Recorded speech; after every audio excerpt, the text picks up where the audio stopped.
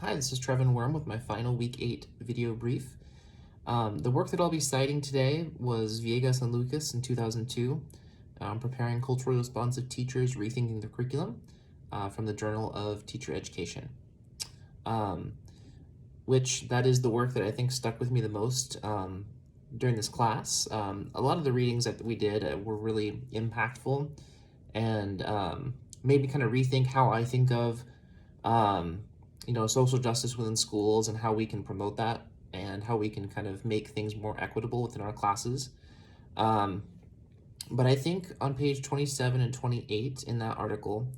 from Villegas and Lucas is where I really, um, something that I want to stick with and something that I really want to, that I think was kind of the most important explanation of what it means to be, a culturally responsive teacher.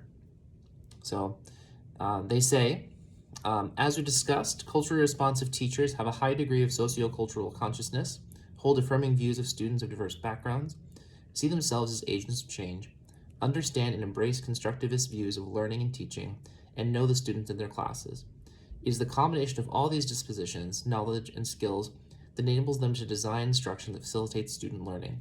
So I really like that definition because it goes beyond sort of just saying you have to, understand your students' culture or you have to have an awareness of the diversity of your classroom. It's that the most important part there is knowing your students and really knowing their cultures and also holding those affirming views, because a lot of the things that we talked about in class also mentioned how important it is to be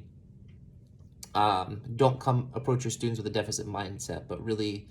hold those affirming views, be motivating, be positive, um, and be ready to confront issues of racism, issues of sexism, classism, when you see them in your class, when you see them in the community. Because that's kind of a big part of teaching too, is that's where the change is going to come from in communities, is starting with the classroom and building up a new generation of people who are able to fight for those things and create a more equitable society, both in our schools and out of our schools. So in terms of how I'm going to use the class kind of moving forward in my classroom, I think that's going to be the biggest way is being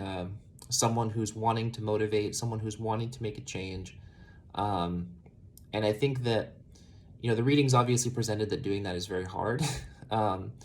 Being willing to sort of step up in those situations and being sort of the change maker within your school. Um, but even if you're just impacting your students and making them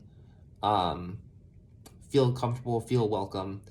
and being an affirmative presence in their lives, you're still making a great change and you're still making a huge impact on the community. So if I'm able to do those things, and if I'm able to um, reflect back on the readings like this, that's something I definitely want to do for the future as well. Because I think, when you're teaching, you sort of lose touch with some of those theories, you lose touch with some of those